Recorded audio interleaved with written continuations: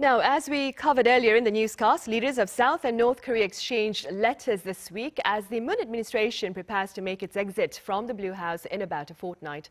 Accordingly, in this next segment, we touch upon the gesture of goodwill across the border with Dr. GO MYONG-HYUN at the Asan Institute for Policy Studies. Dr. Go, welcome. Thanks for having me. Right, let's begin then with your interpretation, perhaps, of this latest exchange of an olive branch, so to speak, between the two Koreas.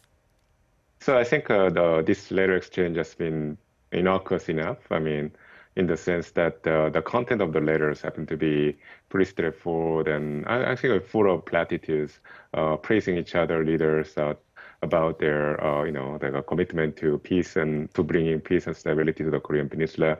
What's lacking is clearly, the issue of denuclearization, which is probably very sensitive for Kim Jong-un. But on the other hand, I would say that it's very interesting that this letter exchange was initiated by President Moon. I believe President Moon was probably trying to use this letter in order to send a subtle message to there's probably twofold intention here. The most obvious one being President Moon essentially saluting Kim Jong-un in the capacity of a current president before he leaves office.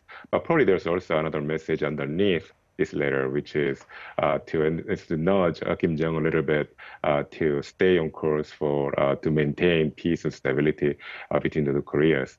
But I think it's interesting that the North Koreans decided to make the content of the letters public. I think their intention is probably to drive an internal discord in South Korea. Right now, we are transitioning from a progressive administration to a conservative administration, which can be a ground for friction. So I think this is also an objective that North Koreans had in mind. Right. And Dr. Ko, North Korea's state-run media says that Kim Jong-un claimed that cross-border ties could advance if both South and North Korea, quote, make tireless efforts with hope. Do you suppose his words are aimed at perhaps setting a favorable tone for ties with the incoming Yoon administration? So, I mean, I think the expression is it's an expression of platitude in a way, but I think it leaves enough ambiguity for that kind of interpretation that Kim Jong-un is essentially leaving space for the incoming Yoon administration to engage in dialogue with Pyongyang. But then we have to read between the lines here in the sense that while Kim Jong-un and Moon Jae-in were exchanging this kind of positive letters, North Korea's propaganda machine has been criticizing South Korea, the South Korean military, specifically the Minister of Defense, Seo-hun, as well as the President-elect Yoon Suk-yeol. So, for being, because of South Korea is in the midst of joint military exercises with the United States, North Korea has been criticizing these figures for quote-unquote warmongering. So, in that sense, I think North Koreans might have a little bit of a space, opening the door a little bit for engagement later on between North Korea and the new incoming administration. But at the same time, I think North Korea's true motivation is elsewhere. I think it's more about driving the discord in the South Korean society. Right. Dr. Go, President Moon Jae-in is believed to have staked his legacy on enhancing cross-border ties, and he also helped set up the unprecedented meetings between Kim Jong-un and the then U.S. President Donald Trump back in 2018 and 2019. Now, that being said, how do you assess President Moon's achievements, if I may, on peace efforts here on the Korean Peninsula?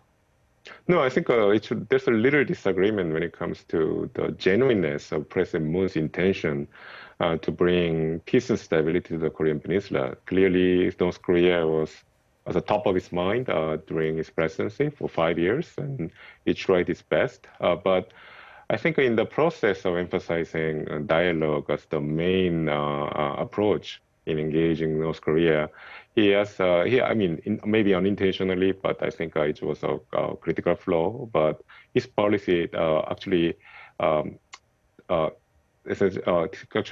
played down the critical issue of North Korea's nuclear program.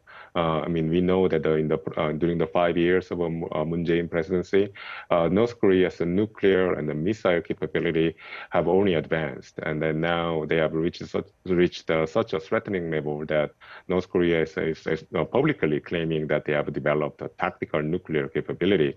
So I think this is probably one aspect of President Moon's policy that I think the later historians are going to evaluate him on. So I think it's something very critical that we have to take into account. On a sober note, Dr. Ko, what are the chances then of this latest act of friendship being followed by another act of provocation to mark the military's founding anniversary in North Korea next Monday?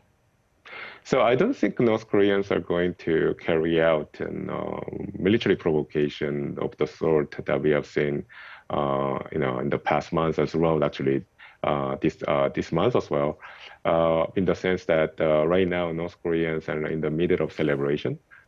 So they are probably going to showcase their latest and greatest weapon systems, especially the Hwasong 17 ICBM model, because it's about celebrating Kim Jong-un's achievement mainly right now in North Korea. So in that sense, I think they are now going to engage in provocation that could elicit a strong military response from South Korea and the United States. But I'm talking about just the immediate future here.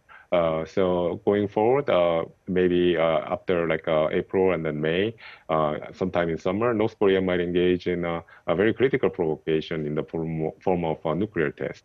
So that's something that we have to take into consideration. Right. I suppose only time will tell then.